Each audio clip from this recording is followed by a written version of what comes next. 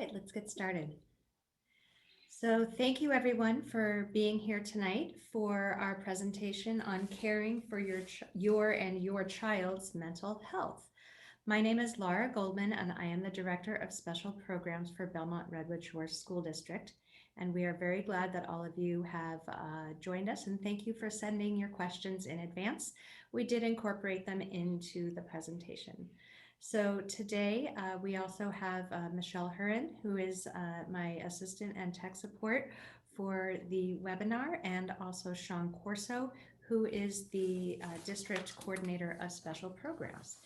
Presenting today, we have three professionals from Star Vista, three clinicians. The first one is Marina Swenson. Marina is a therapist at Star Vista, currently working with K-8 students in Redwood City. She has worked in the field of mental health since 2018 with youth ages 6 to 18 years old. She has an undergraduate degree in art history and has earned a master's degree in counseling from Palo Alto University. Currently residing in San Francisco, Marina enjoys yoga and baking. And we also have Lauren Reiser. Lauren is a Spanish-speaking therapist with Star Vista, currently working with middle school and high school students in the Redwood City area. She's worked as a therapist in K-12 schools and as a program facilitator in service learning programs for youth since 2016. For the last 10 years, she's also gained experience as a social worker and a parent advocate in various community settings, including family court, hospital, homeless shelters, prisons, and immigration services. She has her undergraduate degree in Latin Studies and Spanish, her master's in social work, and credential in school social work. In her free time, Lauren enjoys spending time in nature and biking. Okay. And Eric Karff is a therapist with Star Vista who has worked in this district at Sandpiper Elementary School. Eric has been working in some capacity with children, adolescents, and families since 2003. In 2007, he earned a master's degree in secondary education. More recently, in 2018, he earned a master's in counseling psychology from the California Institute of Integral Studies, the CIIS. In addition to his work at Star Vista, he has a private practice.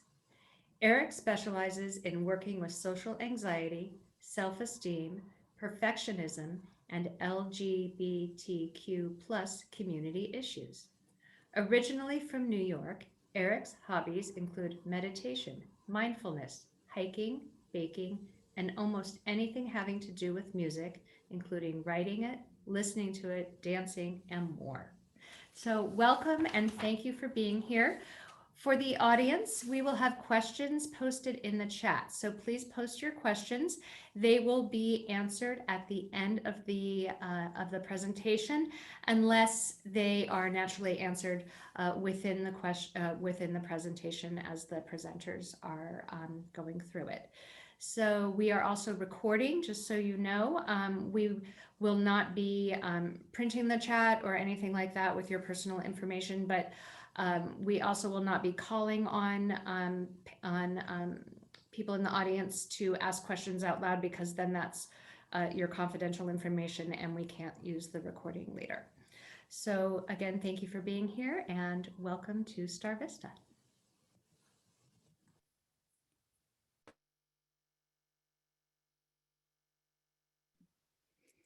Eric, you're on mute. I think you're trying to talk to us. Yes, that usually helps. Thank you, Lauren. So I'll start us off today. My name's Eric Karff. Glad to be here. I have a place in my heart for this community. Wanting to start out with a meditation, but before we do that, and would like to introduce the language of invitation.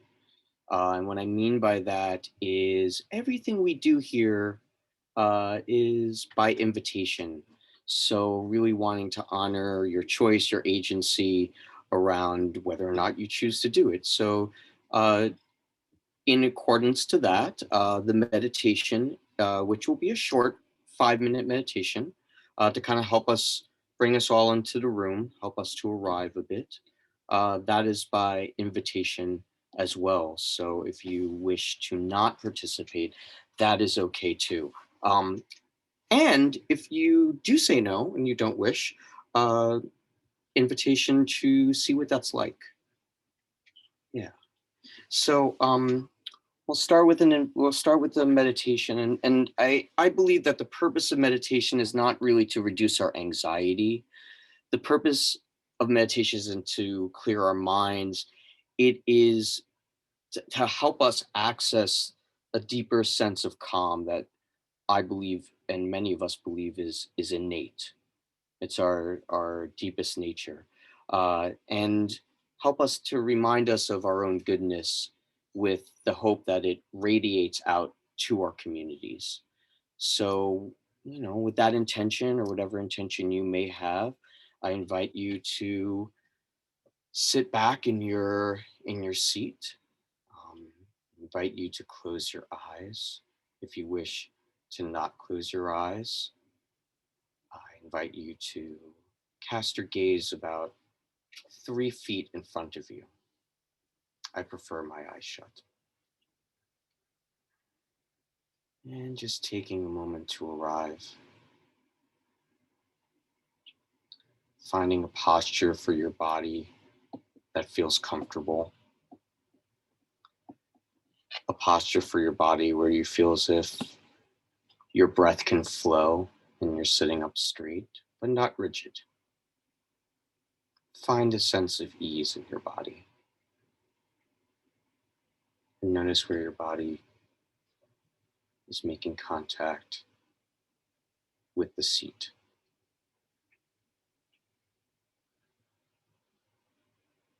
Notice what that's like. In the same way that your body is resting on that seat, invitation to allow for your mind to rest in your body.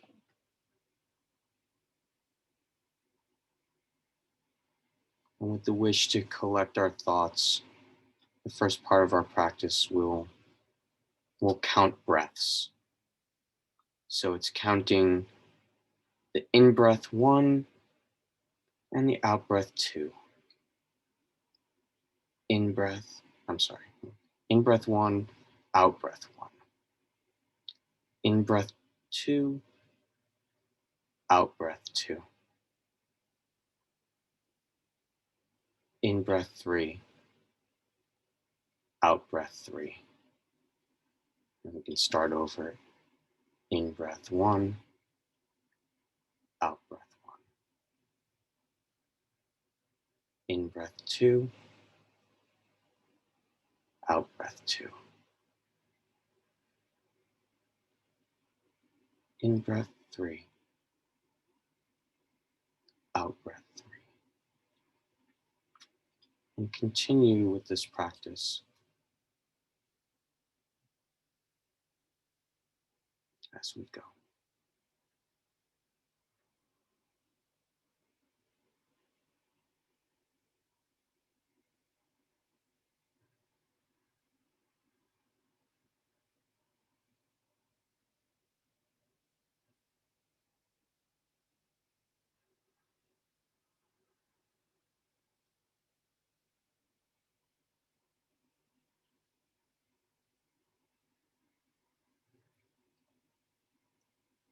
If your mind wanders,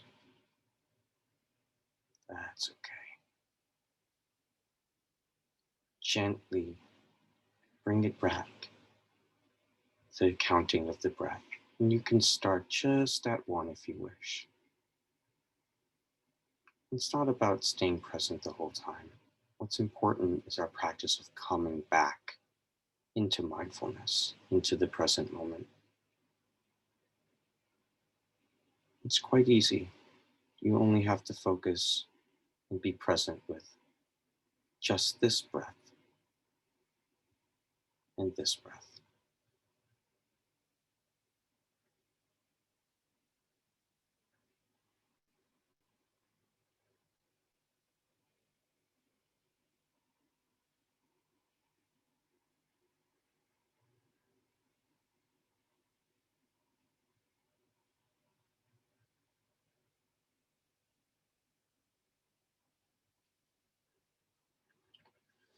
And if it suits you, invitation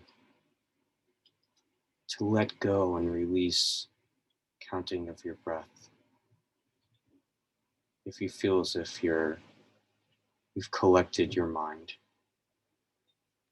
an invitation to focus on your body, the sensation of breathing. How do you know that you're breathing?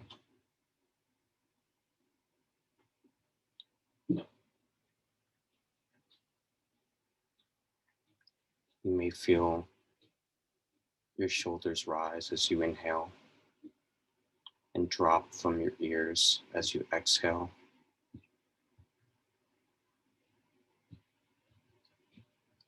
Invitation to send your breath to your belly and feel your belly rise and fall.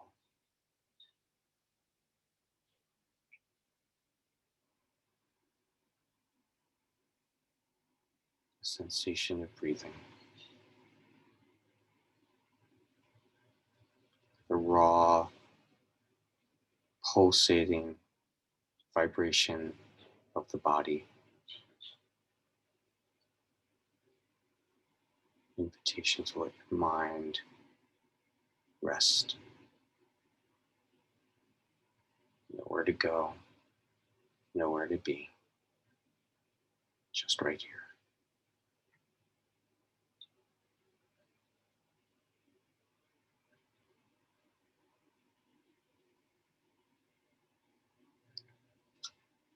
As we come to a close of our sit, take a nice deep breath in through the nose, out through the nose, and rest at that out breath. And then resume regular breathing. An invitation to come back into the room and take your time.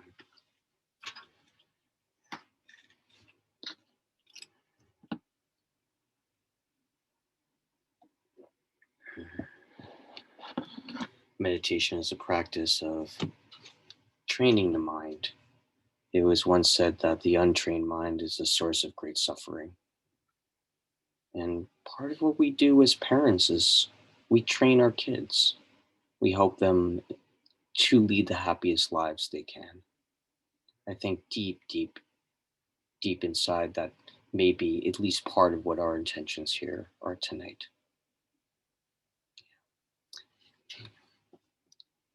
All right. Okay. And the world we live in there's been so many struggles. I think that we can all agree there's been struggles around COVID, politics, financial, racial, ethnic, and this really weighs on us. There's collective grief, collective loss, collective fear, and this is something that we are all facing at the moment. So feeling increases in anxiety, feeling what Vice magazine published as allostatic load is normal. Allostatic load is the building up of stress, the building up of anxiety to the point where it becomes difficult and challenging to do anything. Some of you might have experienced this, where it feels like, oh, I'm lazy, I'm procrastinating, but there's part of me that just can't get going. I can't clean the dishes, I can't do this piece of work. And this happens with our kids too. Yeah, this is very real. Yeah. Um, you know, we have all seen a lot of different behavioral challenges become present. So, invitation to see or chat, write in the chat box what challenges you're seeing behaviorally with your children. What challenges are coming up that are different or more intense? or have a greater duration, etc. Go ahead and put those in the chat to Lauren. Yeah, or to all of us, if you either way is okay. And I'm gonna go ahead and read some of them aloud, and just notice if this feels like it resonates with you, if you feel like you can identify dishonesty and sneaking about school participation, whether homework was turned in, impatience, mhm, lack of energy, sensitive to comments, overeating. In my practice, I've seen all of these. Disinterested in things normally interested in, yes. A classic sign of being sad, of being depressed. More arguments between siblings, aggression, obsessing on screen and device time.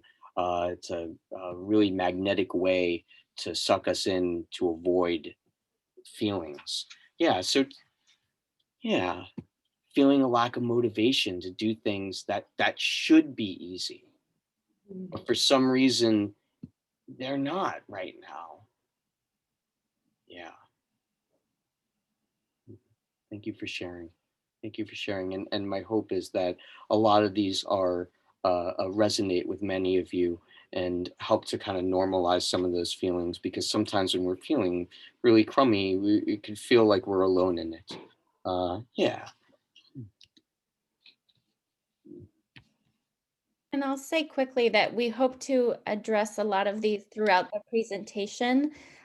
However, at the end, we also hope to have time for Q&A and for sharing. And if we can all inspire each other about how you've been handling these situations and behaviors, that will be great as well. So thank you again for all sharing, for your honesty here.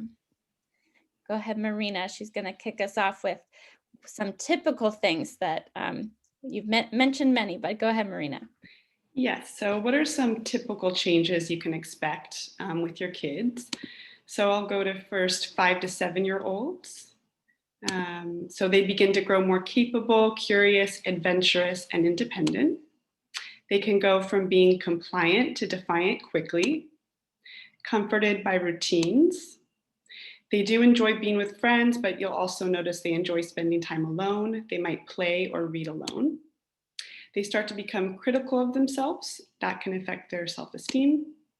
So 8 to 11-year-olds, they need caregivers to set boundaries and encourage healthy habits. They begin to have more interest in their friends and not want to spend as much time with family. They have increased attention span, but their interests can quickly change. And I'll talk about some of the typical changes in middle school. And again, we're just wanting to mention these to normalize these behaviors, because we feel like many of you are probably pulling your hair out right now about how your teenage or preteen is wanting to become more independent. We got questions that were forwarded about, my teenager is defiant, non-compliant, doesn't want to do anything I say. And so I don't know if it helps to normalize it, but we want to normalize it, that this is that age where they're pushing for more privacy. They want to have some secrets because they want to have some sense of control in their lives. And because of that, they're going to question adults' authority and opinions, because it's also the time that they're starting to figure out who they are themselves and what their own beliefs are. So they might start pushing back against your religion or your political views. And it goes without saying, you're like, why are you preaching to the choir? But they can be moody, puberty, hormones, all of that. Go ahead, Marina.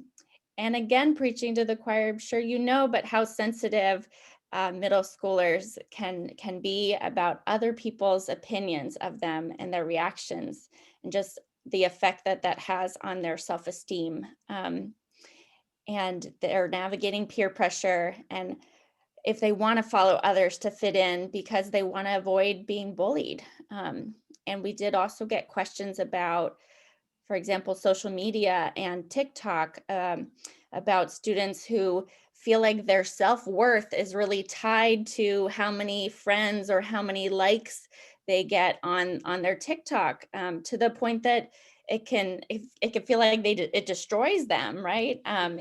If they're not getting that affirmation, and that is partly because of that feeling of, okay, I'm developing my identity. Who am I? Do I fit in? And then lastly, just around that identity piece, around testing out different personalities, different clothing styles, also starting to figure out their sexuality and things like that. So go ahead, Marina. Um, and also, a good thing that they're developing that sense of pride in what they're good at, what are their talents, what are those aspects of their identity that really connect with them and that they're excited about. And at the same time, they're gaining that awareness of what are their challenges, what are the ways in which they might feel inferior to other peers. What maybe learning challenges do they have, and that sort of thing. Okay, go ahead. So we wanted to talk about those typical behaviors first, before now talking about some of the signs of distress or stress, or trauma, or mental health concerns that you may be seeing. Go ahead.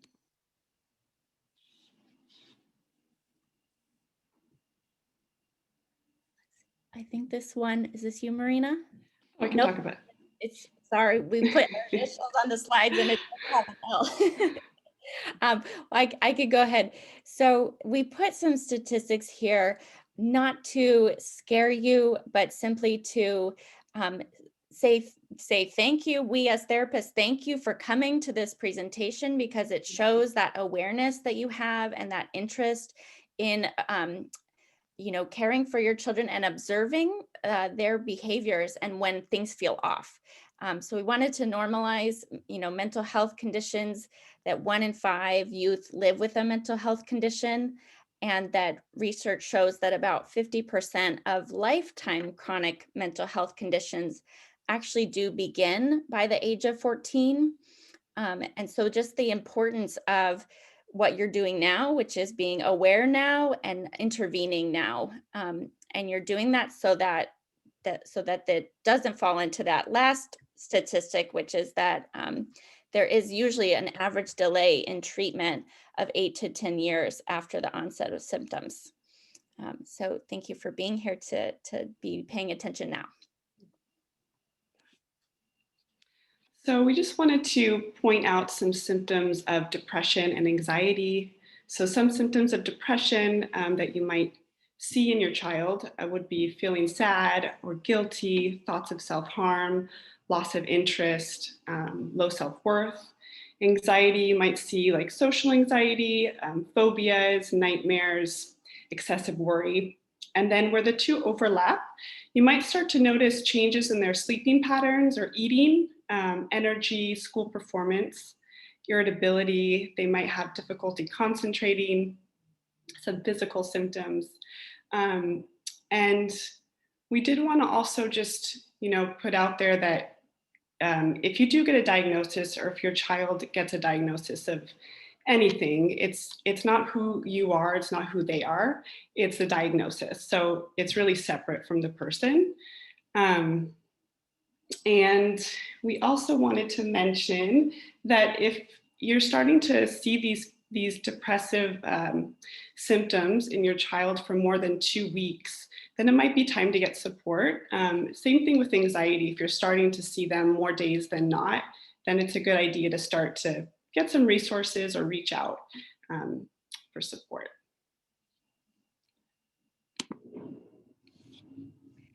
And we wanted to point out, if you can see it, if it's big enough, but just point out that we all experience anxiety and it serves a purpose. Not all anxiety is bad, right? So as this little thing is showing, that anxiety is a normal reaction to stress that we're all going to have. Typically, it does have a start and ending point, and that it can actually be helpful and motivational, right? So if I'm anxious for today's presentation, then hopefully that motivates me to prepare for it, or that motivates me to really tune into Eric's meditation to calm myself, right?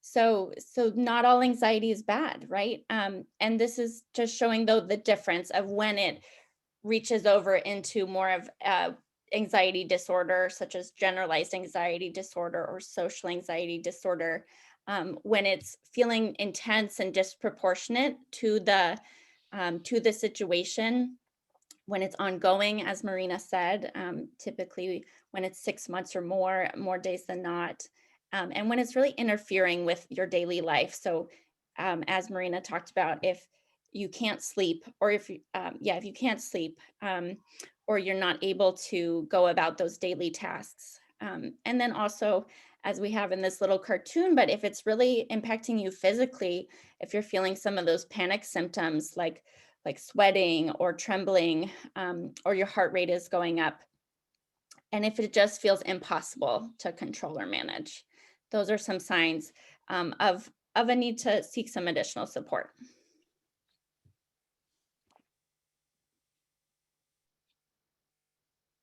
And regarding anxiety, I think the boat of anxiety needs a safe harbor. The boat of our feelings need a safe harbor when they are given a place to exercise out and to be held, metaphorically speaking, and sometimes not metaphorically speaking.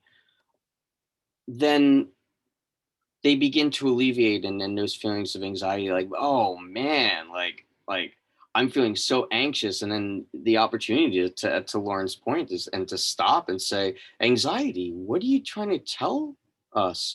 I'm anxious about doing a presentation. Why? Because I want you to do really well, and I want to help. And being able to kind of transition and transmute that anxiety into self-love is not an easy thing. And it is a great feat when we are able to get there. Um, uh, Regarding another piece, grief, which we haven't talked too much about, um, there's a recent quote from one of my meditation teachers. I'm not going to get it exactly right, but it was something very close along the lines of all violence is unmetabolized grief and loss. All violence, all aggression is unmetabolized grief and loss. We experience grief in ways that we are not taught that we do. When someone close to us passes away, of course we experience it. But we experience grief and loss in really other ways. Children that I've worked with have experienced grief around a cartoon character or a movie character or a video game character that they love, that they've put time into building, has died. And they experience grief, but what happens very often is it's constellated, and they experience not just that grief and loss, but other unmetabolized parts of grief and loss, or unmetabolized losses as well. And something that is unnamed is many of us are experiencing the loss of what's happening of our regular normal lives. There's a lot of loss, in addition to a massive amount of people actually dying. So this is very, very big. And business as usual is not the easiest thing right now. So it is very, very normal to be experiencing grief. And we can try our best to speed past it, but when it doesn't have that place, like anxiety, when it doesn't have that place and the feeling is not exercised and it's not metabolized, then, as my psychodynamics teacher Mildred would say, we call upon the symptom goddess, and she brings us symptoms of anxiety, symptoms of depression, symptoms of trauma. Yeah.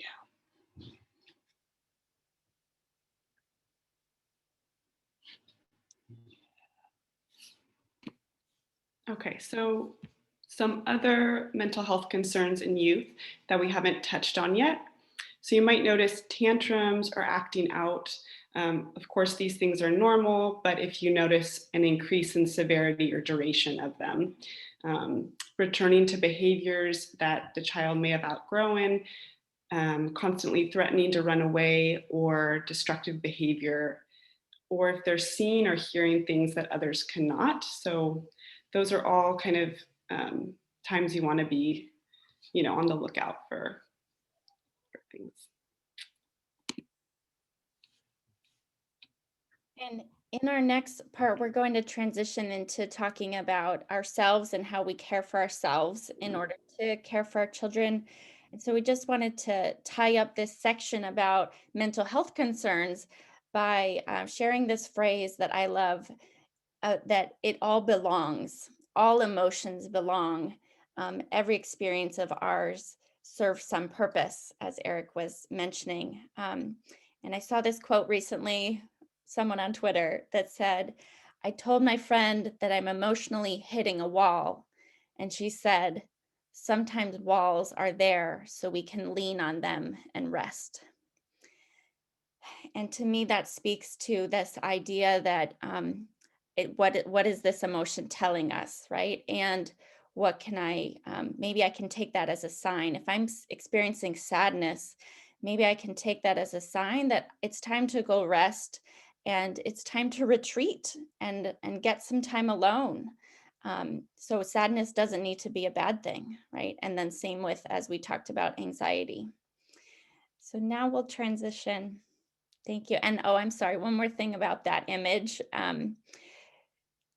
I chose those feet and that grass because that's something I do to choose to rest, right? Is to ground myself in nature, in the grass. I don't know if that speaks to anyone else here, but we're about to get into other ideas. So we do want to invite you as we now talk about what ways we all are taking care of our own mental health during this time.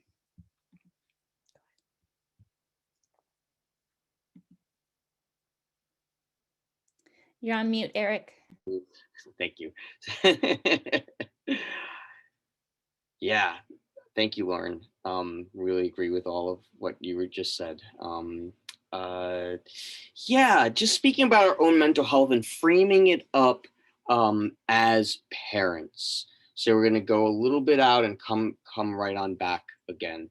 So children paradoxically are both fragile and quite resilient. So it may be comforting to know that they are usually able to rebound from events that are really stressful, events that are depressing and sad, events that are even traumatic. In fact, when they do it in the same way, when we come back to our breath, when our mind wanders and we come back to our breath. Oh, Marina, not yet. Yeah. Thanks. When we come back to our when we come back to our breath, the act of coming back is what builds mindfulness. And in the same way, for your kids, the act of when they have their emotions held, metaphorically speaking, the act of them coming back down and de-escalating, deregulating, which they need your help to do, that helps to build the resilience that most parents that I've worked with want their children to have, the confidence that they want their children to have, the self-esteem that they want their children to have, and it helps to build relationships for the future, right? So, and also important to say, it helps to build a sense of safety in the world. And I think that's the difference between an individual who often is affected by trauma and one who is not as affected, because trauma is universal. But a person who's very, very affected by it, who hasn't had the opportunity to exercise it, feels that the world around them is malevolent, not is bad, is dangerous, rather than safe, right? So the ability to heal, as I mentioned a little earlier, the ability to heal, that deep reservoir of calm that we can return to, that is innate. We all have that. It's, if anyone has broken an arm or a leg or a limb, you put a splint or a cast on it. It's not the cast, it's not the splint that heals the body. The body, given the right condition, heals itself. And for many decades in psychotherapy and psychology, we've believed that given the right conditions, the psyche will heal itself. And as parents, many of us believe that our role, one of our most important roles as parents, is to be that band-aid, is to be that that cast, that splint that will allow the child to access their innate capacity to heal. And when we get to that point, because it's not easy, but when we get to that point, it heals us as well. It heals us as well. Now, the importance of adult composure cannot be overstated. Marina? Yeah. The angry chihuahua. So children read the faces of the adults around them to determine whether or not it's safe. So if we get really dysregulated, and we will, it's going to happen even if you're the calmest of the calm. If we get dysregulated, then the child has nowhere to go. You know, they're kind of outsourcing their regulation function because their brains aren't developed. That part of the brain isn't developed, right? But when you're calm, the child has a place to go. Their emotions have a place to go, and they internalize that sense of calm. Just a quick story. I remember just walking with a close friend, and this person is just remarkably calm. And the way he talked about his parents was notable, and it really resonated with me. And as an adult, a 40-year-old man, he internalized that calm. And for most of us, it's a journey, and it takes work, right? And not impossible. Yeah. Yeah. So speaking of just a little bit of background on the brain. So we have a 3-part brain. I'm not sure if there's any neuroscientists or brain surgeons in the room. Please leave comments for the end. I welcome the feedback.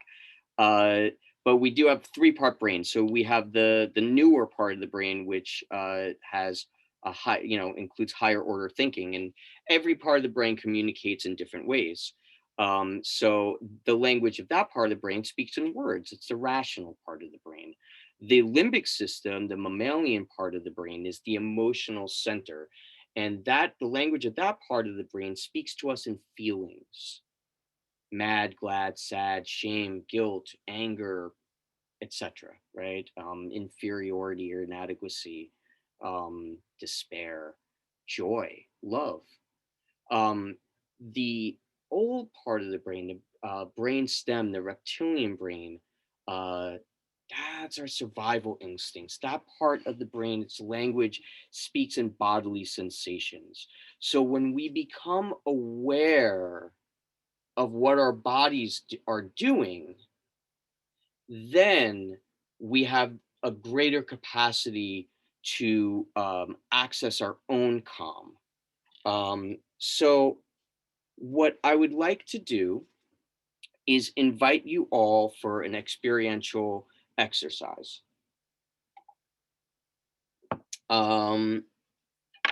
So this is a little bit mindfulness based. It gets you into your body. It involves cars.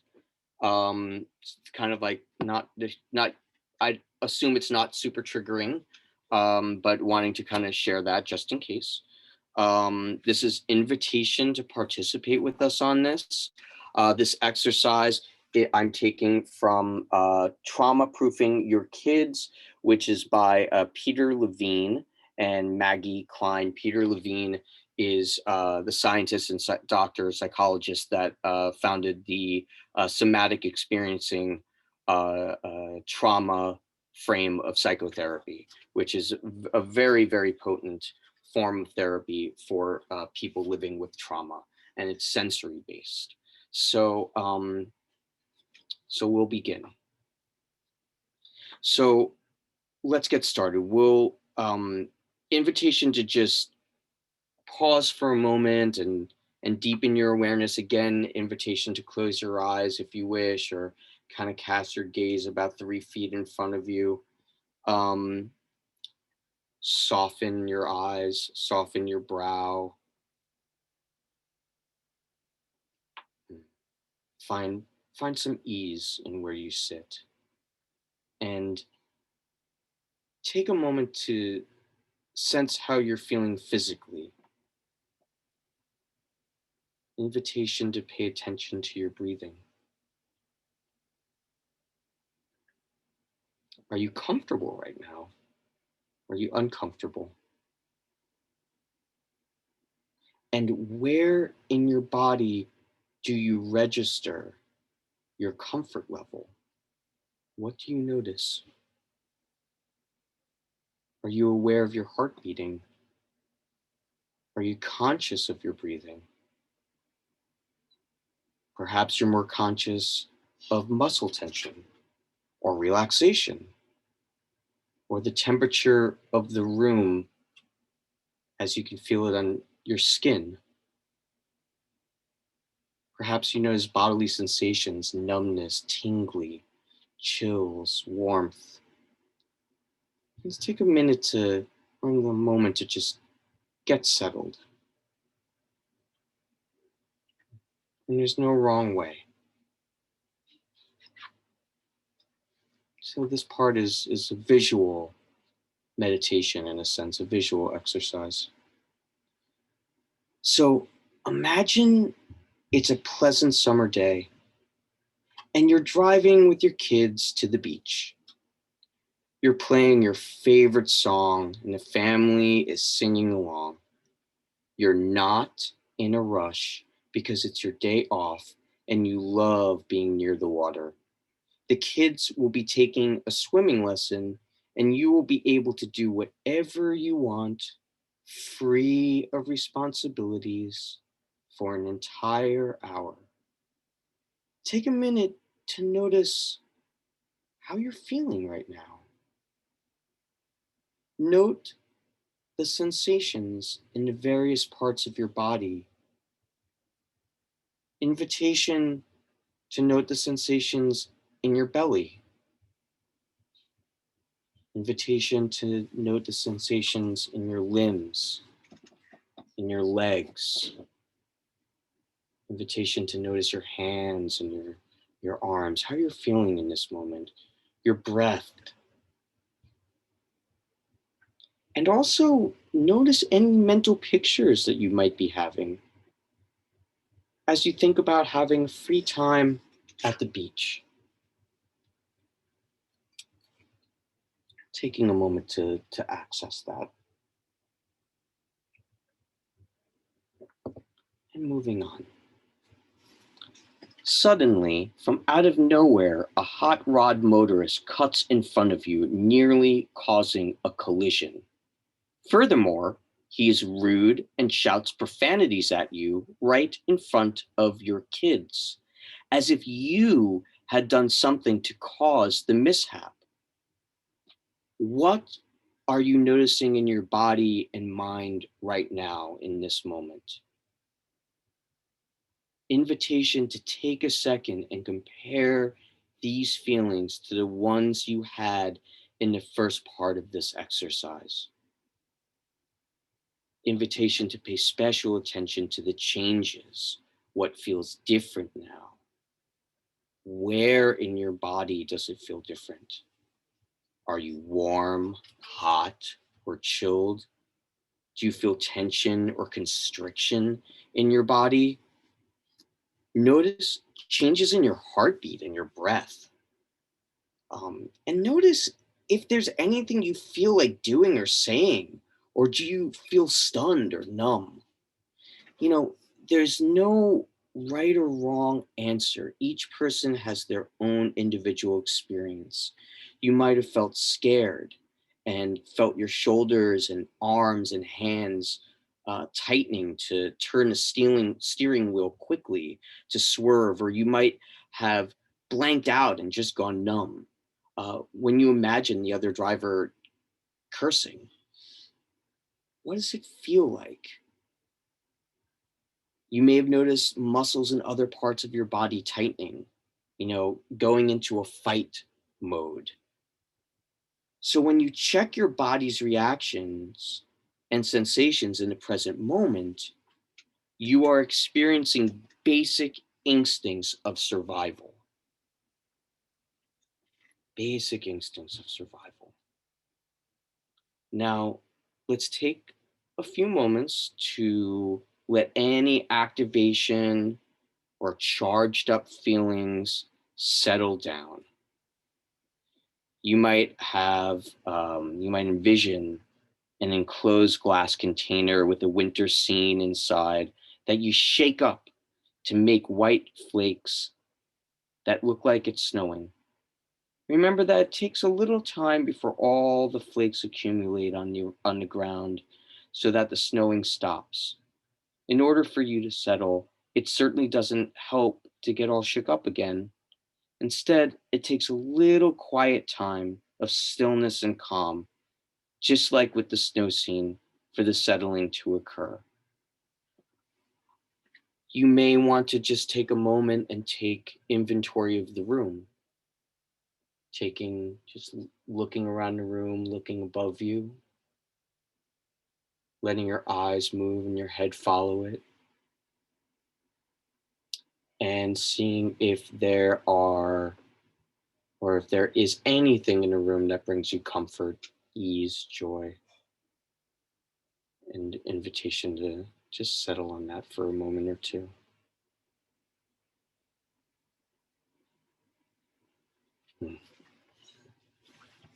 Yeah. We're gonna go ahead and move forward.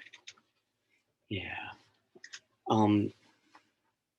These are all words, names of bodily sensations that you may have felt: airy, flush, congested, clenched, flaccid, fluid, so many.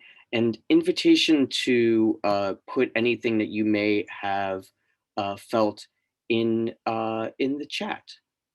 Yeah. Any kind of sensations in your body. Yeah.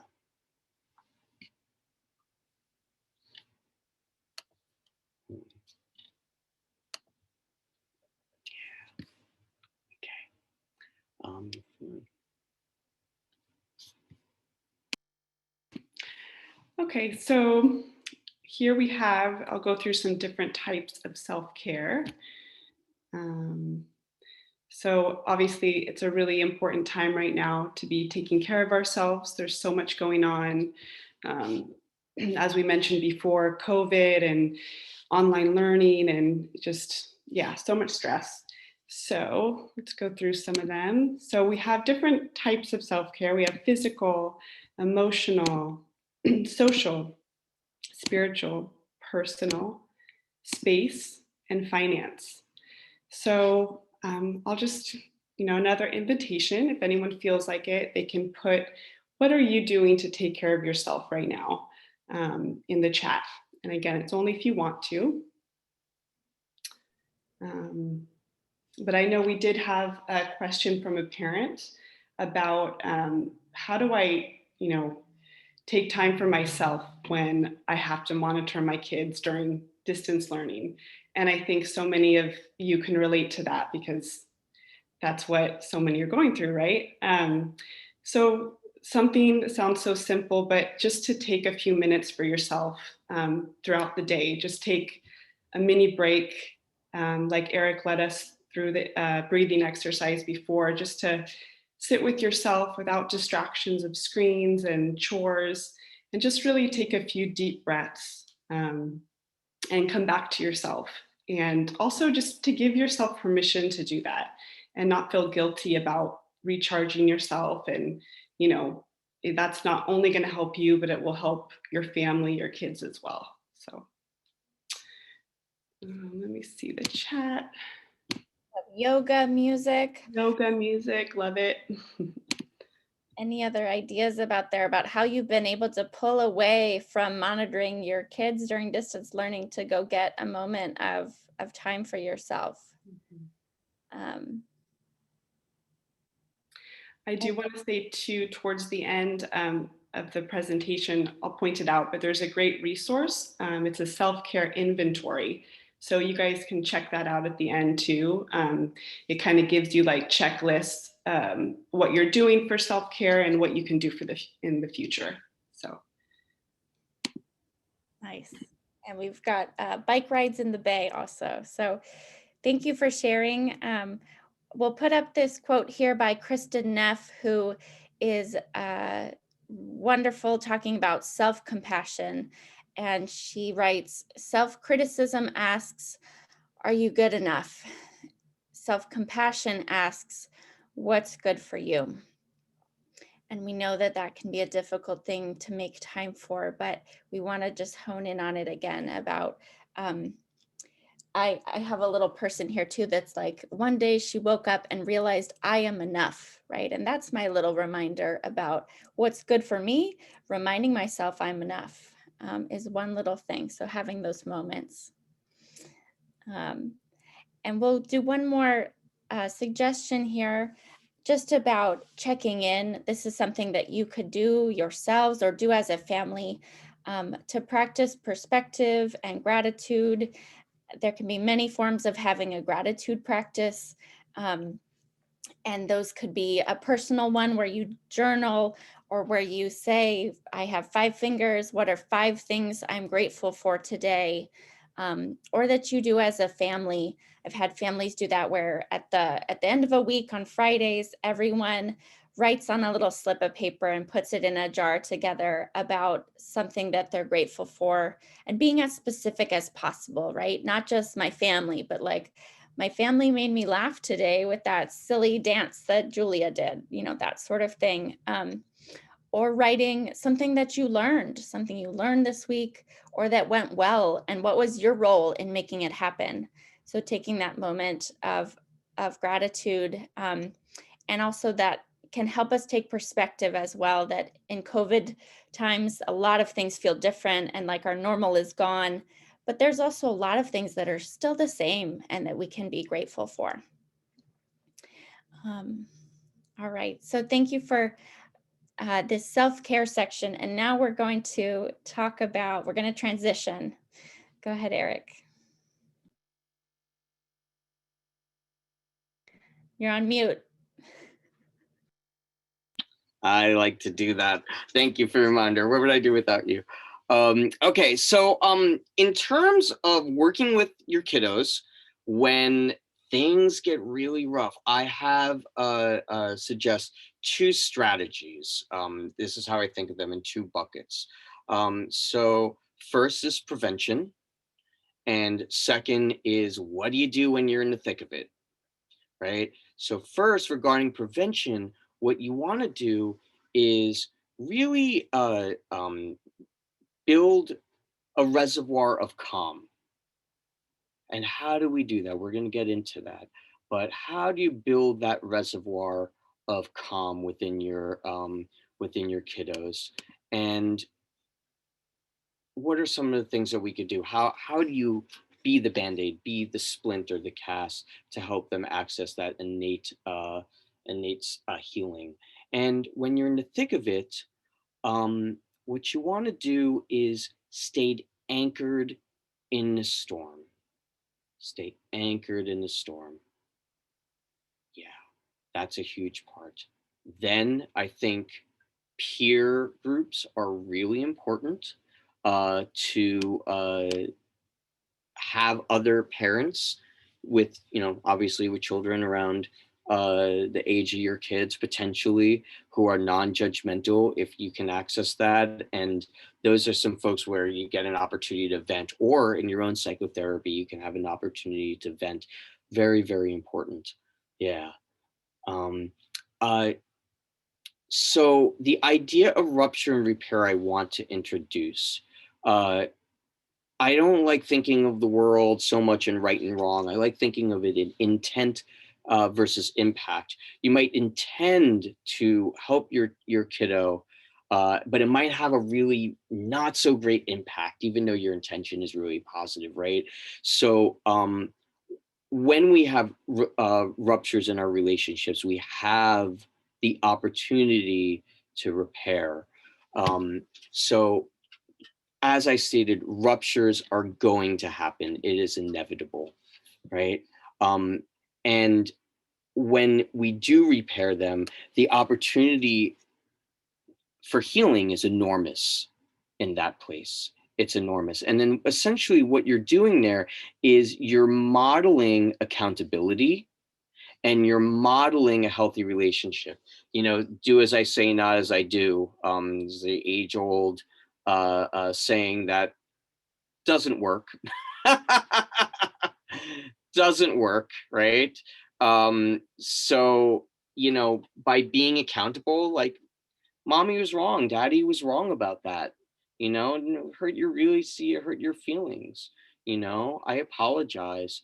You know, these are facets of healthy relationships, and you're modeling that for your kids. And there's very few things that are more powerful because you know they see you as very, very special. So don't forget that. That is a powerful, powerful thing. Yeah.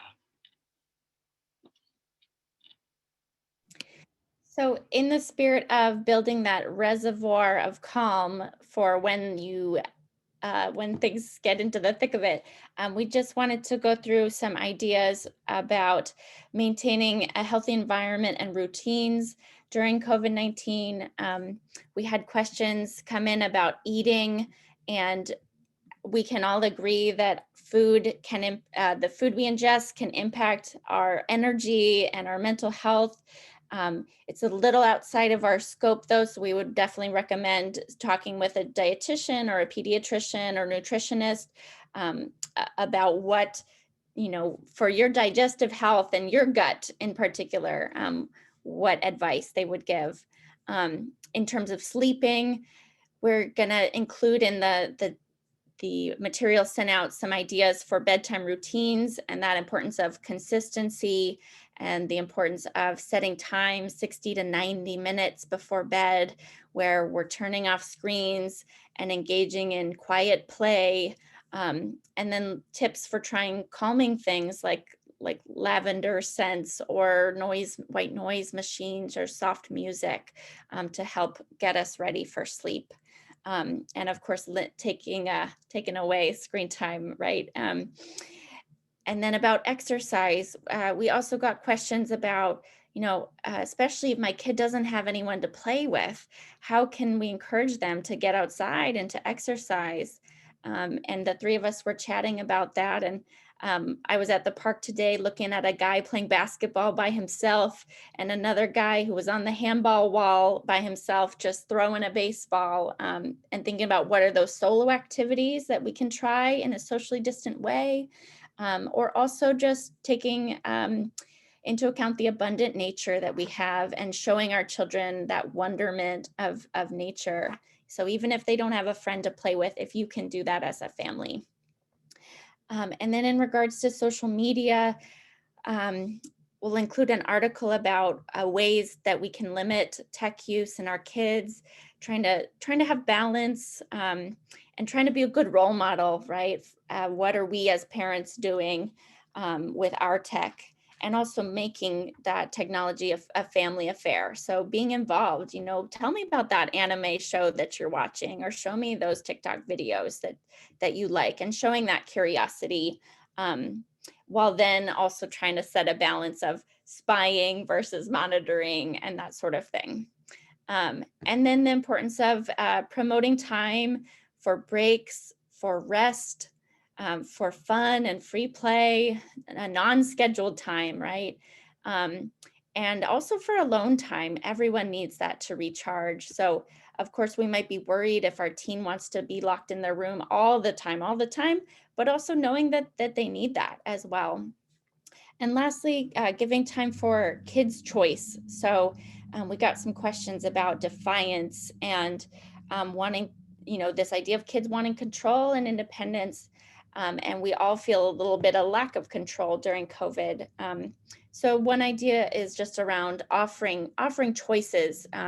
So instead of saying, what shirt do you want to wear today? Asking, do you want to wear the red shirt or the yellow shirt? So that kids feel like they have a tiny ounce of control.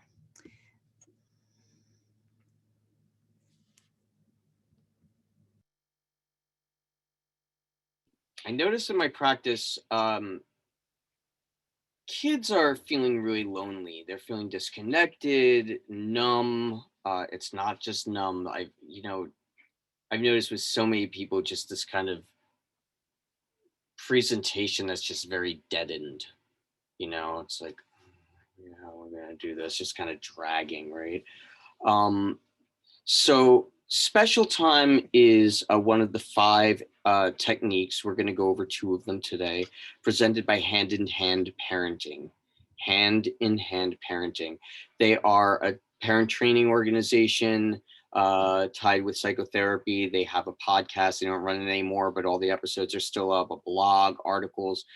It is fantastic. We're going to be including some of those resources towards the end here. So you'll be able to access them. You can just Google it also, and you'll come across everything. But special time is fantastic, and I find myself recommending this to the families I have the pleasure of working with more so than pre-pandemic. So let's take a look at what special time is. So first, it's one-on-one time with your child, and you want to set aside a short defined period of time with no interruptions. Phone off, no interruptions, and it is a set period of time. Really important. And if you think about it, what's more important than your kids? Spending that time. And it doesn't have to be long. It could be 10 minutes, 15 minutes. Attention spans can be short, right? So again, do what you can to be free of worries and fatigue, or at least kind of leave that before. You can make a promise to yourself that as you walk through this door, you're kind of sort of like leaving it there as you enter into whatever area of play or whatever works for you, right? You want to put your child in charge of her relationship with you and follow their lead. When kids are really kind of controlling, this kind of gives them the opportunity to control a situation in a way that's appropriate. Control play with mommy and daddy and grandma and grandpa and caregiving adult in a way that's appropriate. And play, arguably, is extremely, not really arguably, but extremely important. This is how children learn. It's through play we learn and develop and work out whatever kind of emotional baggage that we may be playing or we may be carrying. So playing with them is really, really enormous. So let your kiddo know that you are enjoying them thoroughly. I can't tell you how much all of us need to have our goodness reflected back to us. And, when we go onto social media and we are so hungry for validation, and this is all of us because social media creates kind of like a false world, right? So having that kind of a validation naturally from the kiddos or from parents to children can help to alleviate some of that. And yeah, expect new things to happen because the relationship will evolve and new things might come out. So expect that. Yeah. And don't, this is a hard one, or maybe not, but don't give in to temptation to direct the play or to teach anything, leaving that all at the door, just letting it really be non-directive and free. Yeah. And that is a time that can be very healing and really crucial for development for the kiddos. Yeah. And during that special time and during other times, we just wanted to mention very briefly the 5 languages of love. I'm forgetting the author's name, but the idea being that we all have different ways that we prefer to give love and also to receive love, including quality time, acts of service, physical touch, gifts, and words of affirmation. And I would say that we are bringing up the words of affirmation as well, because a lot of the defiance that we can see can be from attention seeking, because sometimes any attention is welcome, even if it's negative attention. So the idea of really using positive and encouraging words, even if it's asking to pass me the salt shaker, and then you did, thank you for passing me the salt shaker right when I asked you to. Just giving those words of affirmation or acknowledging when they did well on something, for example. And it can be an idea to check in with your child about these things. As they're growing, they may not want as much physical touch, or maybe they do and they're embarrassed to say it, right? So just asking them, let's talk about these. What are the ways you like to give love and receive love? And there's some ideas on there. I know every middle schooler I know wants to get in and out as a language of love from their parents. So. Okay, so this is a preventative, like, calming tool that you can use with your kids. I won't play it because of our time, but it's a great one to check out later. It's called the bubble breathing exercise. And it's a great one to use like before school, or just to give them this calming tool if they're ever in like a stressful situation. So please check it out later. Yeah, and speaking of, other ways to build up that reservoir of calm, you can have a calm space in your home. Uh, if possible, have a calm room. If not, some parents that I've worked with have gotten a little tent. Others have a calm corner. Right before school, go with your kid and count 10 breaths like we did today. Inhale 1, exhale 1, inhale 2, exhale 2, and go right up to 10. 10 is too much, do 3, do 2. It should be something pleasant and joyful that helps to ground. And there's a lot of really great apps. They're listed here. Tara Brock also has some really good meditations, and there's a lot of kids meditations on YouTube as well. These are a few really good ones that we recommend. Yeah. Yeah. So when your kiddo goes into distress, what can we do? Well, I don't know if any of you have ever been told to calm down when you're stressed. You can see what happens with these dinosaurs. We kind of like the cartoon. We thought it was kind of cute. But if you've ever been told to calm down when you are panicking, or when you're feeling a lot of anxiety, or you're worried, or you're angry, we know that doesn't work very well. And it usually doesn't work for children either. They might seem like they comply, but inside, not so much, right? So something that we want to kind of raise and share is what's something that's become my a bit of my mantra these days is regulate, relate, and reason. So when a child is really dysregulated, they're outsourcing their regulation to you, to parents. So we help them to regulate. If they're really escalated and standing on something, you can stand on something too and raise your voice, and then just bring it down to their level. and begin to speak more slowly, more calmly, and help them to regulate. You cannot reason with them until they are in a calmer state. Yeah.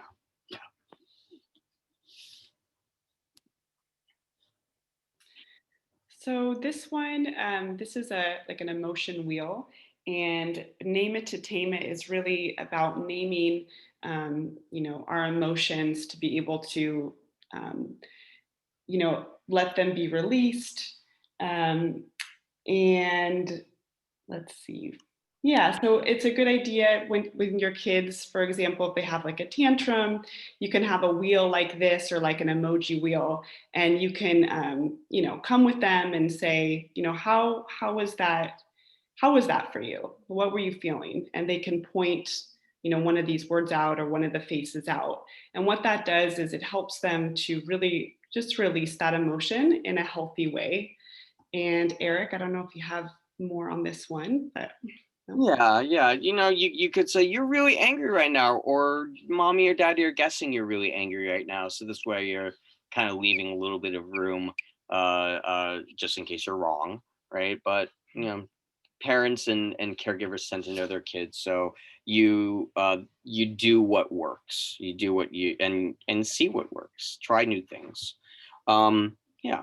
And I'll say quickly, because we also have a request to make sure we're talking about teens as well. So with the emotion wheel, I would say part of that, the 3 R's, the reason part is like, okay, that's a later thing once they're regulated. And something like this emotion wheel, which you can just Google as well. We use a lot with teens and preteens to also do some journaling exercises, right? Pick what I was feeling and then do some writing about it. Or text with your friend about it. I was this thing from here because of this, situation. So want to mention that as well. Go ahead. Yeah. And thank you, Lauren, and wanting to leave some room for questions at the end, and noticing time. And but I do want to mention stay listening. It's another hand-in-hand parenting technique that we are including some literature on. It's very, very highly recommended. Basically, the goal of stay listening is to ultimately aid your child's emotional release. Be that splint, be that Band-Aid. This is done through deep listening and calm presence as your child expresses their emotion. And I really love this. Crying is an important communication mechanism for building a strong attachment and understanding between children and parents. Your relationship is the container through which all is held. So building that relationship and that connectivity and that empathy is a huge cushion for your kids and builds that resilience and confidence and its self-esteem. Crying is actually an action to release a lot of those emotions. And how do we stay listening? Just kind of walking through it really quickly is you move away from trying to fix something, not trying to fix, just listening, right? And you trust in your child's innate ability to heal. It's there. And you're moving away from lecturing, and you're doing a lot more listening than talking. That's a little bit of a shift. We're a very action oriented culture. So listening. And yeah, it's not letting them cry it out, because letting them cry it out pushes them aside and they have to deal with their stuff on their own. This is actively supporting them. And yeah, next, Maria, thanks. Focus on caring and on the relationship that comes through, and remind them that they're safe. Yeah. Yeah. And last thing, children that are in the throes of fear, they need to hear that they will survive. They need to hear that they're safe.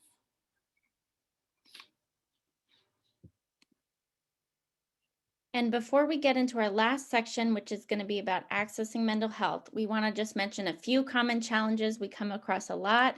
One is this scenario: my child doesn't want to talk to me about their problems, And they're also refusing to talk to a counselor.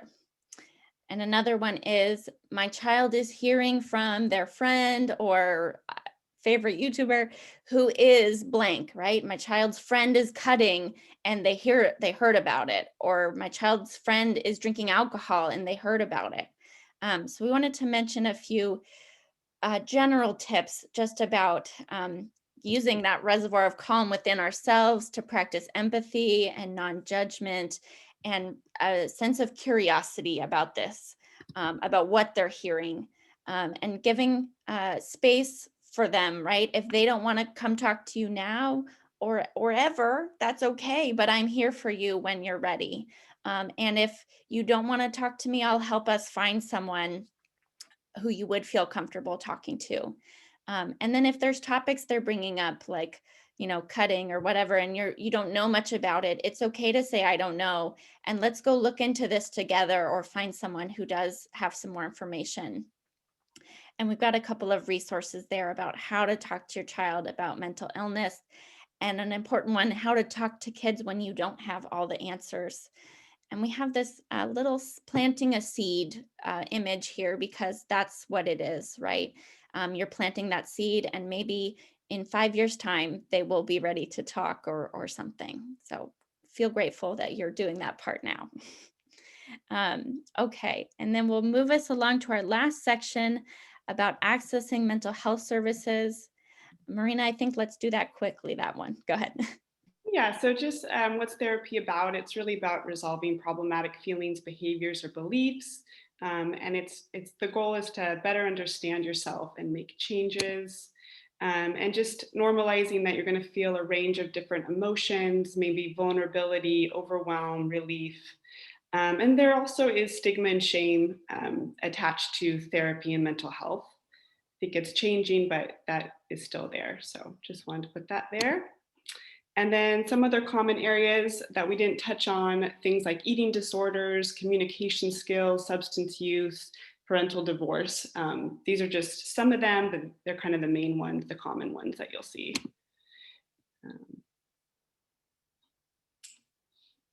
And when you're looking for a therapist, we'll talk about ways to go find one. But when you do, here are some resources to prepare, to think about, okay, basics, fees and insurance, of course, but also what is their approach? What's their experience with children who have behaviors like my child?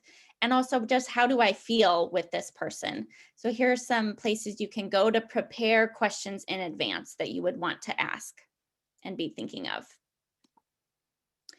So in terms of finding a therapist, of course, we would first recommend, especially if there are changes with physical functioning, like sleeping or eating or energy, to consult your pediatrician to rule out any medical issues, hyperthyroidism, that sort of thing. And they can also be a place to ask for a referral to a mental health counselor. They might have one in the clinic, and they can also prescribe medication. Another place that is specific to your district is this concierge service called Care Solace that has a very specific link for your district, caresolace.com/BRSSD. Ooh, let's confirm, that looks like a typo. And they are a supposedly 24/7 service that you can go online and input your information, what you're looking for, and they will help to link you up. You'll also give them information about your health insurance, and they will try to find a provider in your local area so that you don't have to spend all the time doing that. And once they get you an appointment, they will call you back. So I'm sure the district folks can give more info, but that is what I've been told.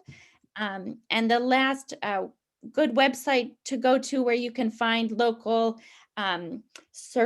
local therapists and see their profiles is Psychology Today, and that will talk about their approaches and their specialties and their languages, etc. And if you have Medi-Cal or are uninsured and are looking for a sliding scale, you can go to the San Mateo County Health, their BHRS. Go ahead, Marina, just click them all. BHRS is another resource, especially for uninsured and Medi-Cal, and that is the number, and they will help you find a provider. And then, of course, there's Star Vista, which is who we work for, and we have a counseling center as well as a youth with substance use program. And then Eric highly recommends this Integral Counseling Center at Pierce Street. And all of these will again work with your income levels. Go ahead, Marina. Yeah. All right. Go ahead, Eric, real quick. Oop. These are LGBT resources. We are in the Bay Area, so it's wonderful that we have a cornucopia of them. And this is here for your access. Here's some crisis resources, some local emergency psychiatric hospitals, Star Vista Crisis Line. There's a peer support team chat line. So all of this will be available, but that's especially if you're worried about suicide or self-harm with your child. Talk to your kids, use the word suicide. Make it okay to talk about. And it's for support for you as a parent as well, all of those places. And then lastly, we have at your school, contact your school principal to get connected to any school supports that there might be, such as counselors, psychologists, and mental health therapists at your schools. Let's skip this. You all know this. You got therapists out there, you got psychiatrists and pediatricians, and the latter two are the ones who give medication. And really quick, this is the website I was talking about where you can find the self-care inventory. So check that out later. They have a bunch of great resources for managing stress during COVID. Great resource. And this is our very own Eric's website. Please check it out too. A lot of great stuff on there for families and for your kids and yourself. And this is a good transition. I named a lot of the books that that I took content from and ideas from, and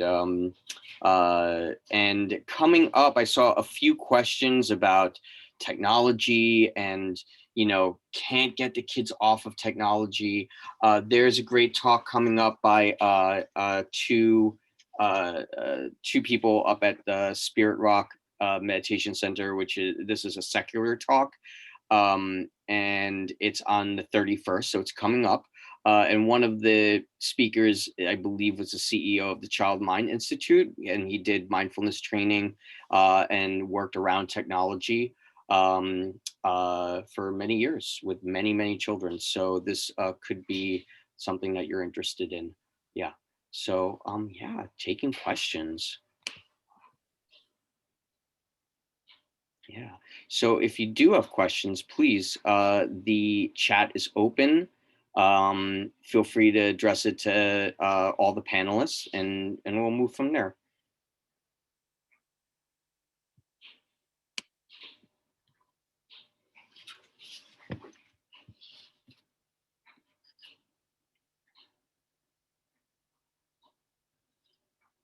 And we know it was a whirlwind there at the end, but this will be posted and sent out.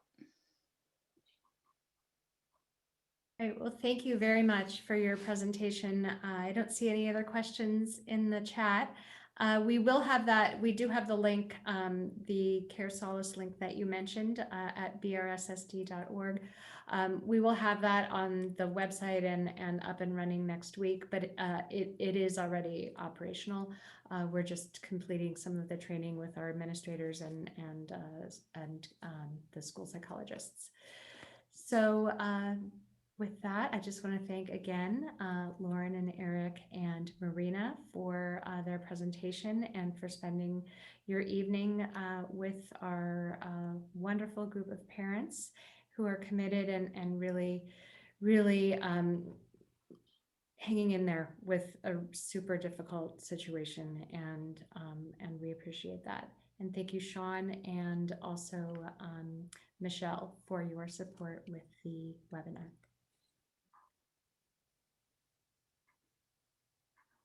And Laura, I don't know if it's possible, but we could also end the recording if any parent wants to stay and ask any questions. Just That's a throwing great, it out there. I'm happy to stay a little bit. yeah, that's a great idea.